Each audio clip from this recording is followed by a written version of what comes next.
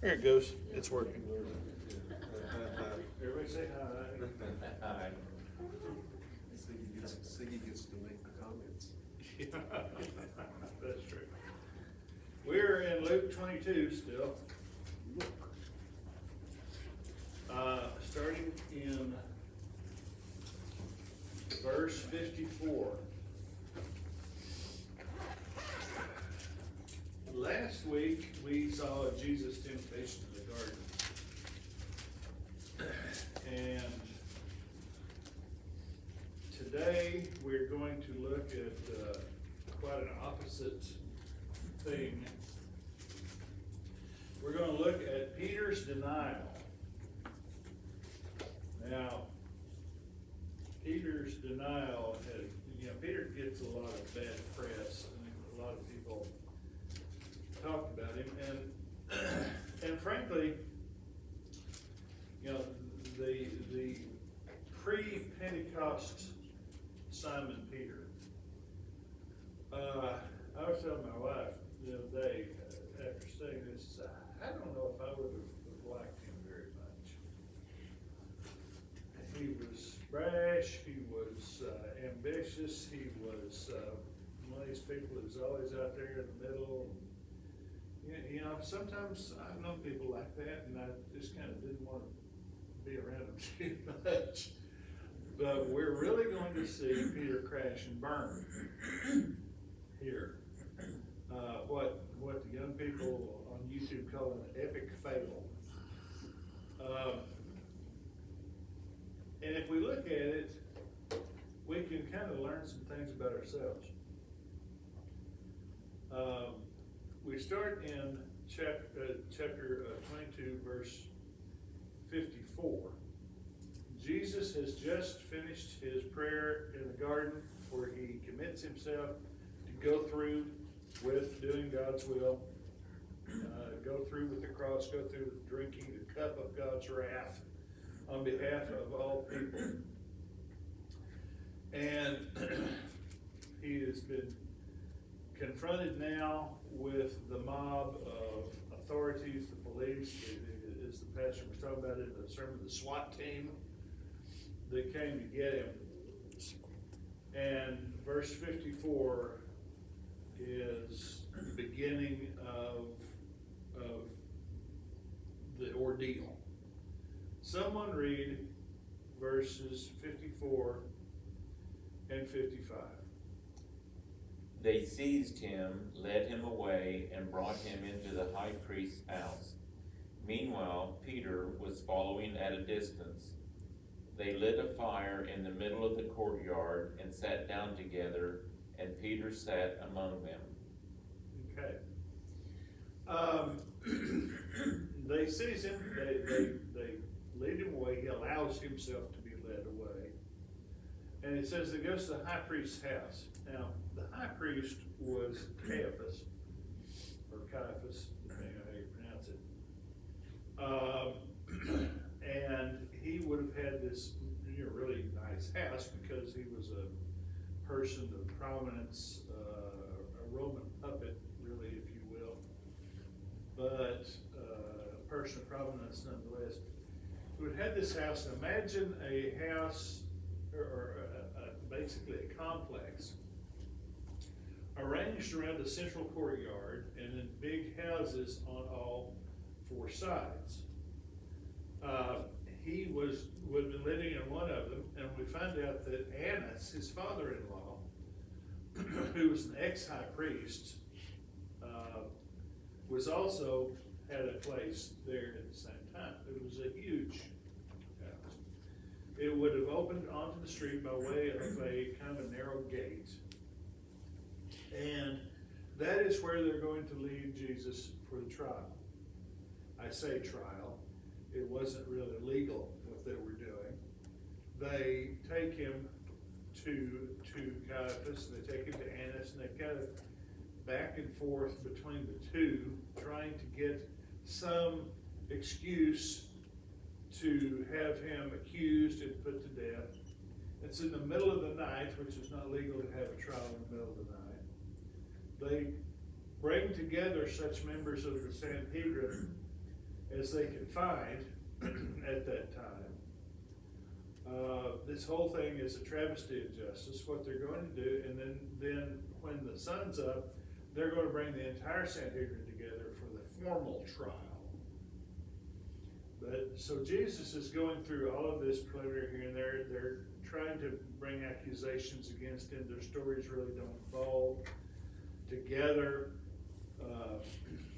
Finally, the high priest is going to ask him, are you the Son of God? Jesus finally says, I am. And, that's blasphemy, and this is the charge. They're going to judge him worthy of death. All that's going on. It's the middle of the night, or actually probably the middle of the morning hours, before dawn. There's a fire in the courtyard because everybody's awake. Everybody's waiting on what's going to happen. This is a great stir and everything. And Peter is following Jesus at a distance. And John, the Gospel of John, has more detail in there. Peter was following Jesus at a distance. There was another disciple who was also following at that time. Now in John's Gospel, normally when he says another disciple and doesn't name names, we understand it to be John himself. He said this disciple was known to the high priest. And I would love to know more about that relationship, but for some reason, he doesn't say whether it was like a commercial relationship or maybe he supplied, John being a fisherman, they had a fishing enterprise. Perhaps John was the supplier, I don't know, but somehow this disciple, who we believe to be John, knew the high priest, and so was able to gain entrance through that gate into the courtyard. Peter is left standing outside. John realizes that Peter's out there. He goes to the girl keeping the door. There's a girl, there was a doorkeeper, and obtains Peter's entrance. So Peter and John are both inside the central courtyard, waiting to hear what's going on inside the buildings there to Jesus. Peter is in the courtyard. He says he sat down together. There was a fire in the middle of the courtyard. One of the other gospels says it was cold in the pre-dawn hours. It was cold, and so he was warming himself by the fire. Okay, that's the scene. That's the setting. Now, someone read verse 56 and 57. And a certain servant girl, seeing him as he sat by the fire, looked intently at him, and said, "This man was also with him." But he denied him, saying, "Woman, I do not know him." Okay. John adds the detail. This was the girl that was keeping the door. So she got a good look at Peter when he came through the door.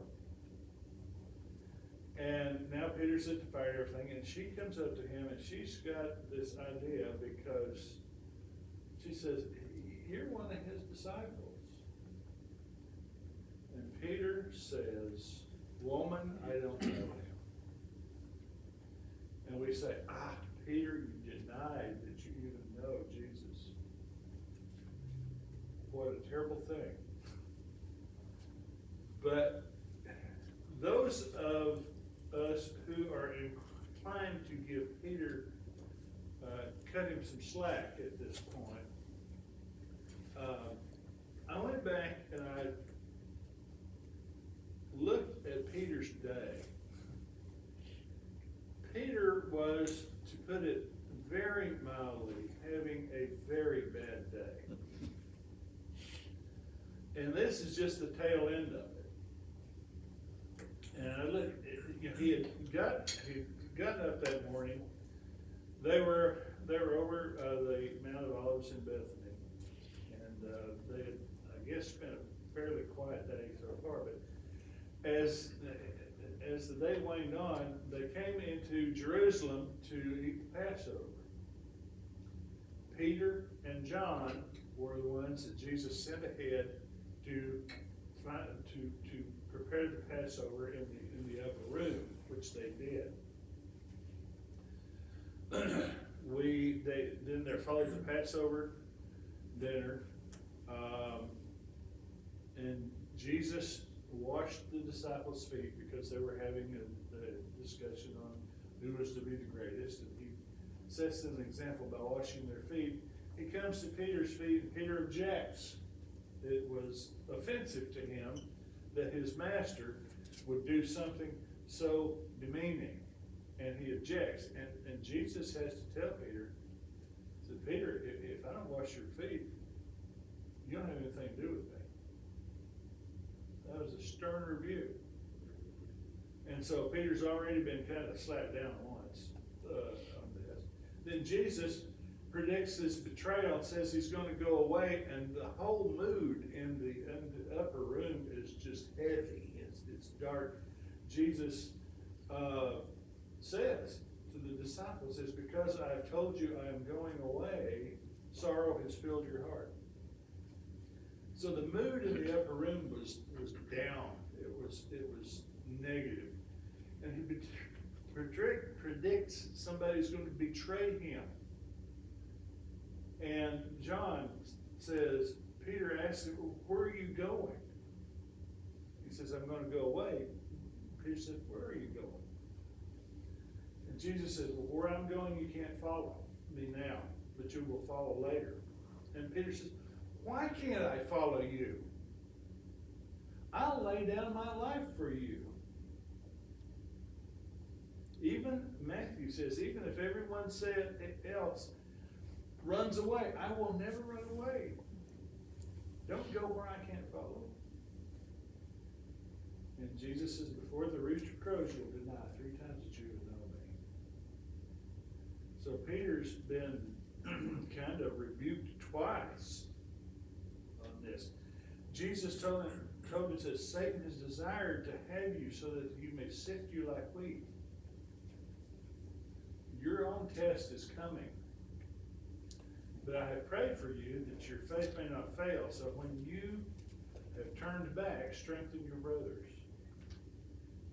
And so all of this is going on. They have the Lord's Supper. They go out. And on the way to the garden, again, he says, all you people are going to be scattered. And Peter, again, it says more insistently, it's almost like Peter is getting irritated at Jesus for telling them that they're going to be scattered. But he protests that he will go with him even if it means his death. Then they come to the garden. Can I ask you a question? Yes. While we are in an upper room, we're having supper. Yes, sir. I hate to see, Judah was predestined to betray Jesus, right? I hate to be that person, right? But many times I heard the preachers and people interpreted he had chance to release himself or ask for forgiveness and change his mind, but he didn't. Right.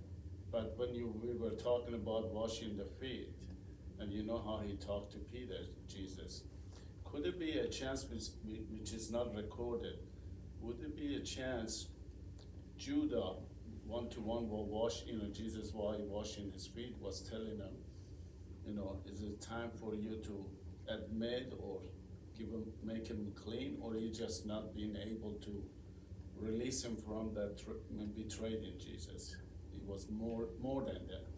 Well, because it's never been clear if he had the chance to ask for forgiveness either later or why he was doing to get out of this job he has supposed to be doing. Well, Judas, the problem with Judas, what he did was according to the determined counsel and the foreknowledge of God. I mean, he's going to happen. But Judas never did anything that Judas didn't want to do. he was not a robot, he was not a dummy. Judas was, by this point in time, Judas was in it for Judas. And so he was going to do it. Could he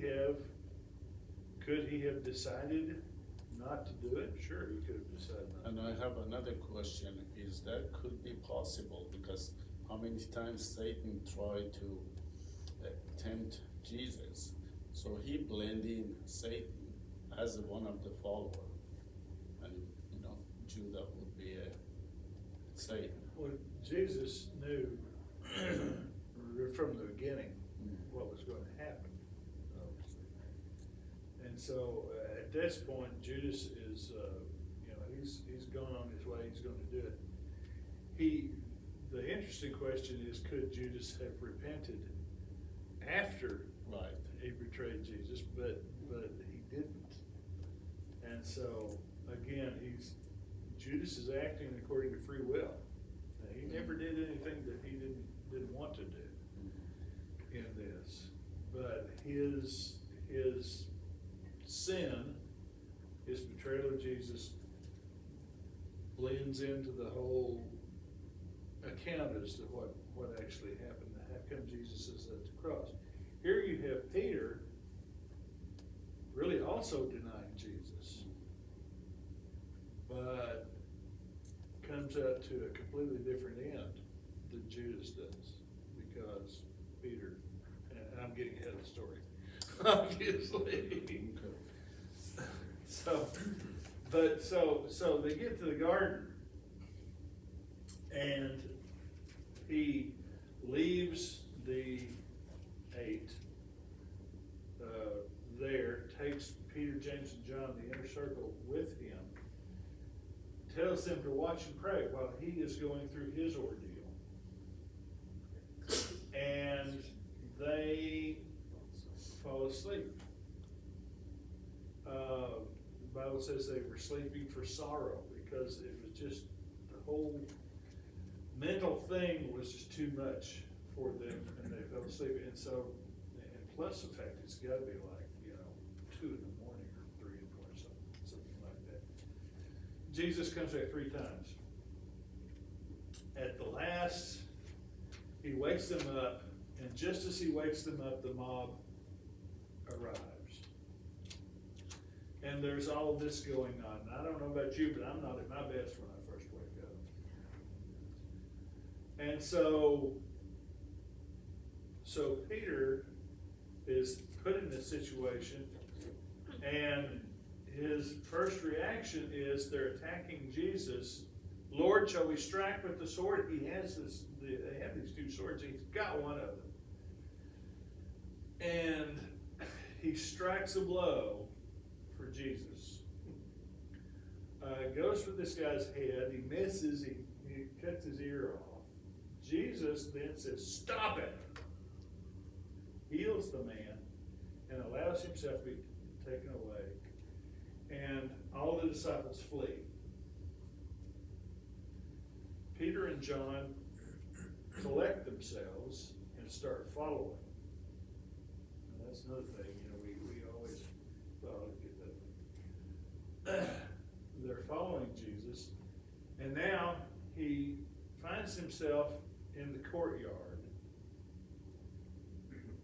And I'm saying all of this not to excuse anything he did, but to make the point, to put it mildly, Peter was not at his best at this moment. And this is where this girl comes up to him and says, you're one of him. And Peter, out of fear, says, no, I'm not. I don't know him. So that's where we come back into Luke's text. So he says, I don't know. Well, they won't leave him alone. Someone read verse 58.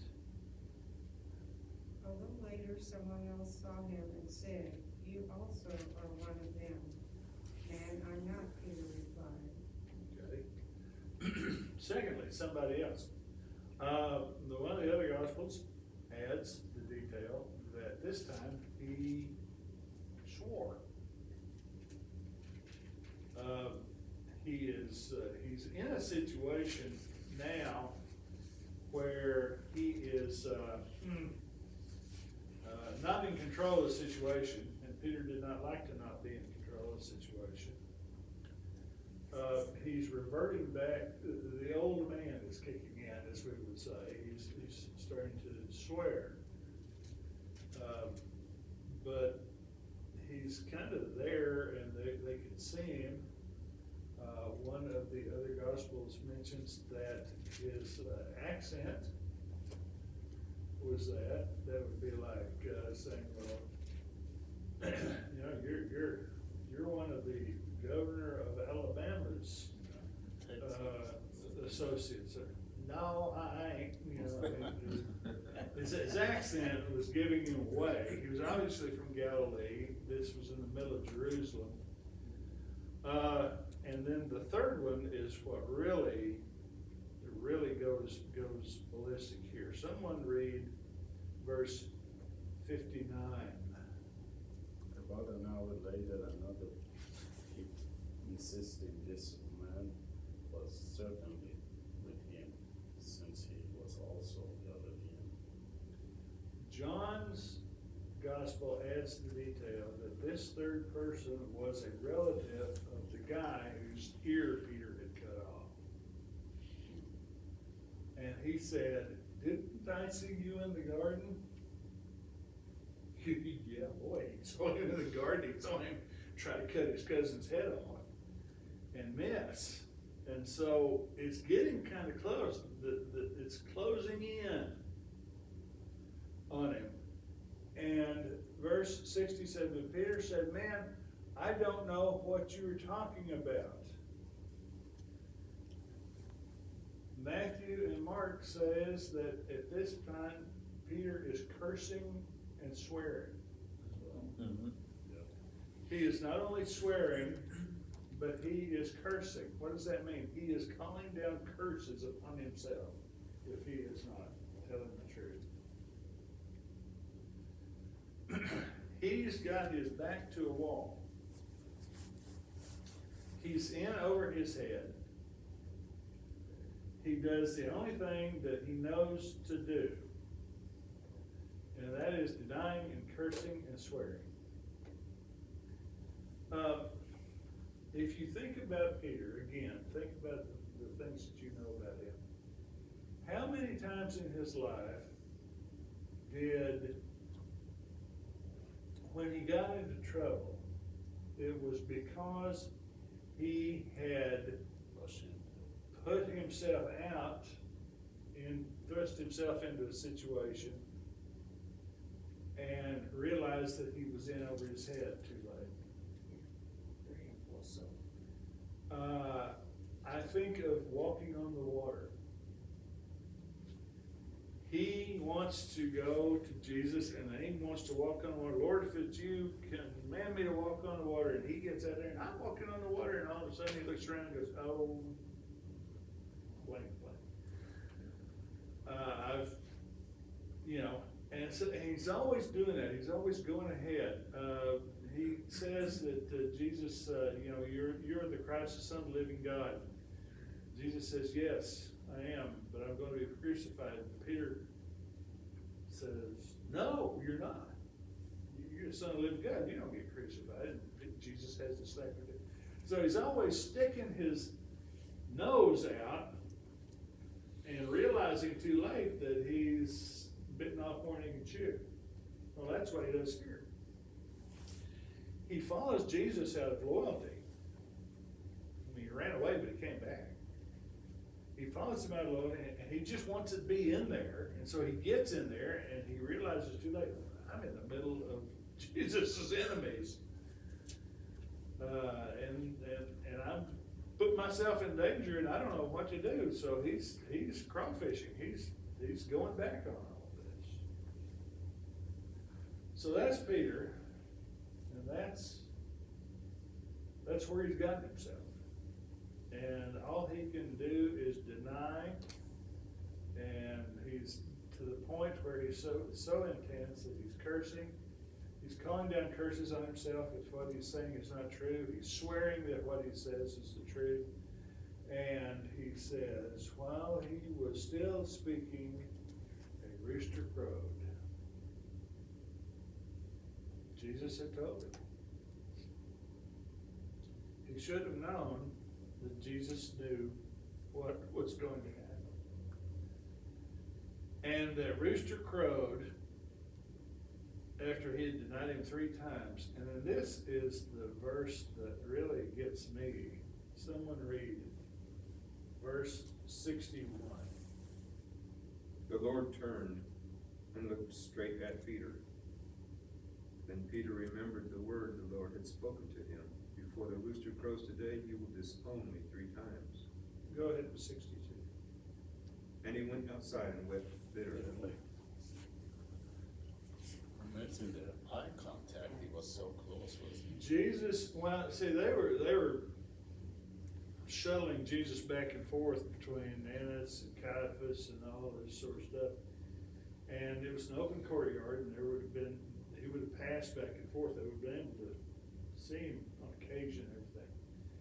And just as the rooster crows, and Jesus hears the rooster crow too, and he knows Peter's there, he turns and they make eye contact.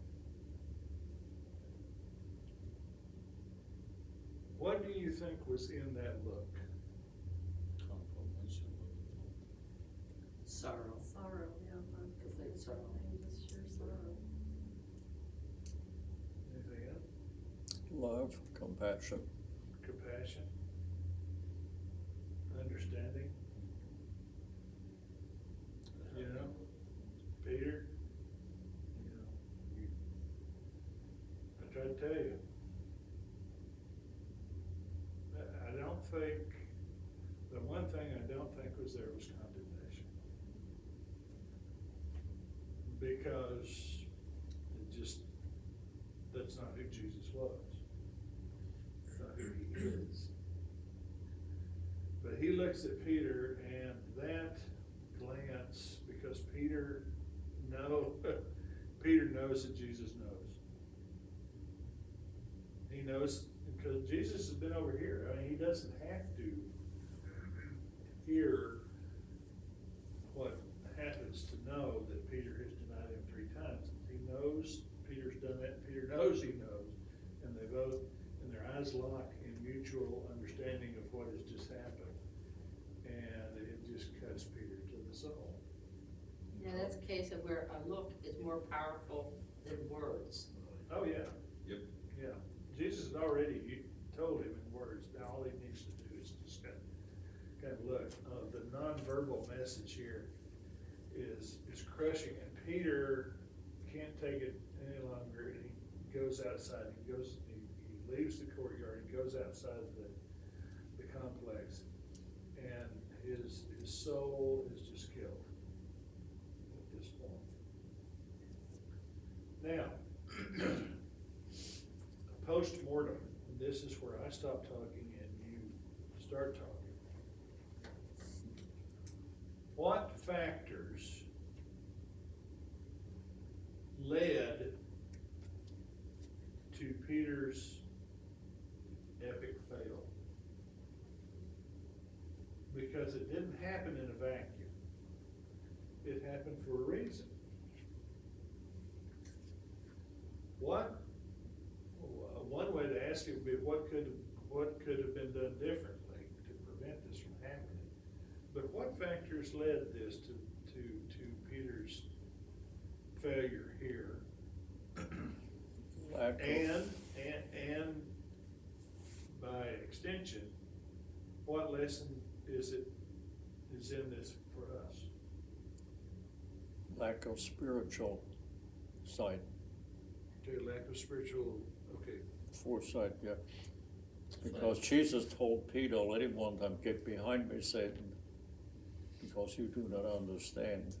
Okay, Peter was- so you're saying that this should have been anticipated? His eyes were physically, he wanted to he wanted to win this, make him a king physically. Yeah. Okay, And there would have been fear of physical harm. okay. That fear, right? And if all the other disciples left, you know, that'd be another thing, I'm the only one here. And, that would be another reason for him to leave, he's afraid to confront his surroundings. Okay. But I also think when Jesus looked at him, that Peter opened his eyes and he started to see the spiritual aspect of it. Yeah, he started to grow. I think at that moment when Right. Jesus looked at him, Peter started to grow as a Yeah. believer in Christ. He had much remorse, of course. And I think at that point he said, "Fear, you will not rule me anymore." After that, I think he put fear aside. Peter's personality was that brash, act quick, not think necessarily. And I think he was a little bit full of himself. He was prideful that I'll stay with you no matter what, you know. But then when he was thrust into that setting, he saw Jesus being tried, probably gonna be maybe murdered, you know. Then that fear came, and the depth of his spiritual strength was not as great as his robust bragging ahead of time was, you know. And so I think that he was caught off guard because he didn't have the strength that he thought he had. You know, he thought he was stronger than he really was. You can look at it that way too. He was feeding the people that recognized him 3 times, and also knowing that Jesus, that relationship he has with Jesus, all of a sudden came to the point of telling him, you didn't believe in me, and acknowledge me up to that point with 3 times the rooster crow. So he lost both sides of confrontation from people and Jesus. And then he knew both ways he done it wrong, not acknowledging him, and also what Jesus told him. What part did spiritual arrogance play in Peter's downfall? Jesus had warned him that he would deny him 3 times. So after being with Jesus all this time and seeing that he foreknew everything, Peter just kind of ignored that and did his own thing. And if he had listened and paid attention to the warning, he would have known that he shouldn't even put himself in the situation. But he thought that's that pride that he Yeah. thought he was Yeah. so strong. Do we ever get into situations where we think we're stronger than we are and we fail as a result? I think Peter realized at that point that he was not strong enough and that he needed to rely on Jesus. Yeah.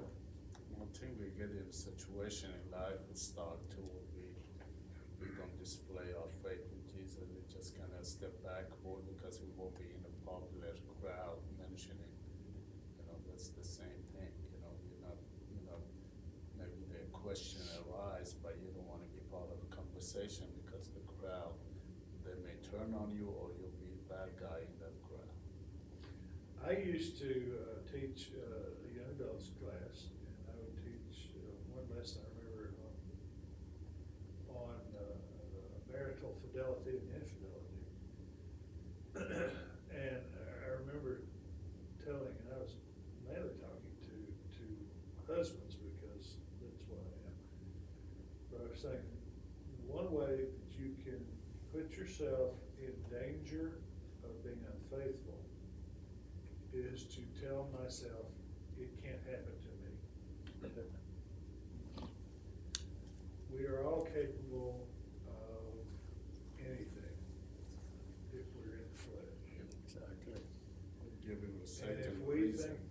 think that we can't do do something, or we think that we will never do something, like Peter going, I will never, I will die with you. Yeah. I think he believed it when he said it. Yeah. He believed. But he overestimated his spiritual strength Mhm. because he was acting in the flesh. Exactly. And so he thrusts himself into this situation, and he looks and realizes, oh my goodness, I'm right in the middle of people who want to kill Jesus. And I'm sitting here like, on a limb, waiting to be sawed off. Secondly, what role did prayerlessness play in this situation? And how did that relate to spirituality? He was sleeping when he was supposed to be praying. Jesus told him to pray, pray. Yeah. He warned him, he said, your test is coming. Temptations. Your test is coming. Satan wants to sift you like wheat. And watch and pray that you don't enter into temptation. The arrogance led to the prayerlessness. And the prayerlessness, and everything Peter does is the flesh, the attacking the guy with the sword, the running away, the impulsiveness, and all of that sort of thing. So the arrogance and the prayerlessness, he's out there, and this is Peter in Peter's strength. And then when his eyes are awakened to the situation that he's put himself in,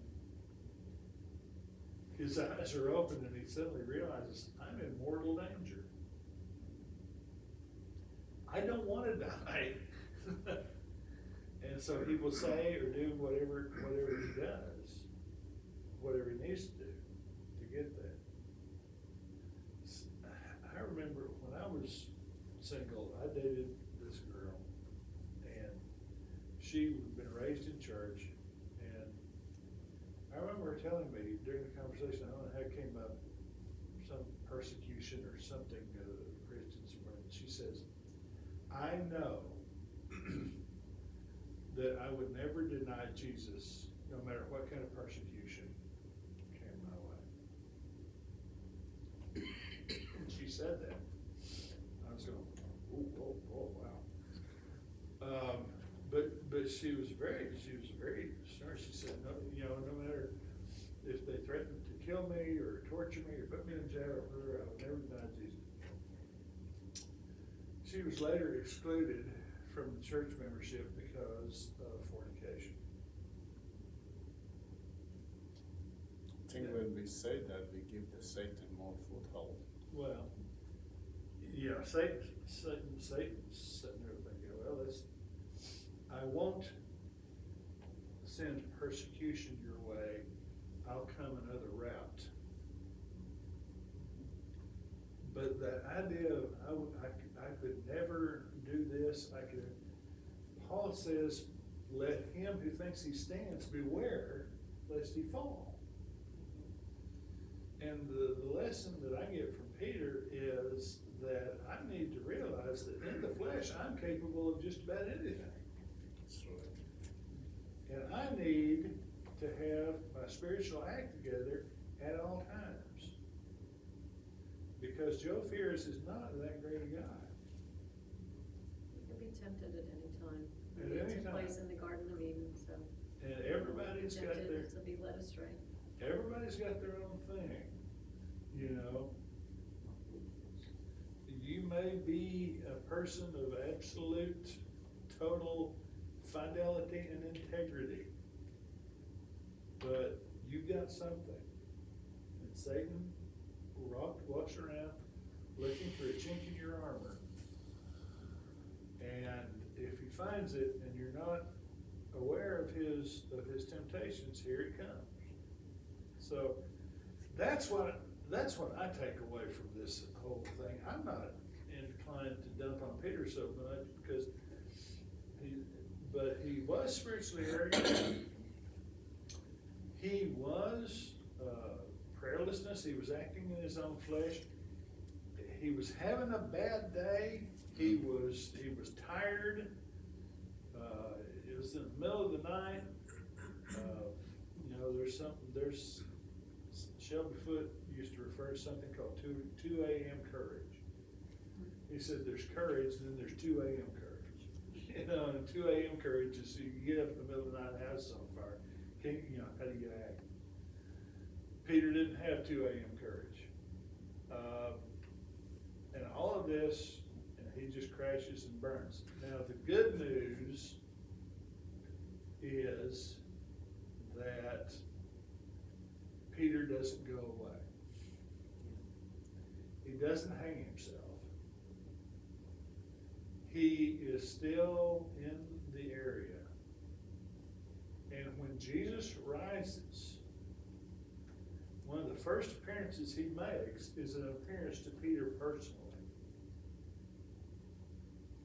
Because he knew that Peter was going to do this, and he knew that Peter was going to rise above this. And, you know, because he told him, he says, Satan is going to sift you like wheat, but after you have turned around, strengthen your brethren. So these same character traits that make Peter so irritating make him a leader. A person's, and note this, a person's strengths and his weaknesses are usually just a flip side.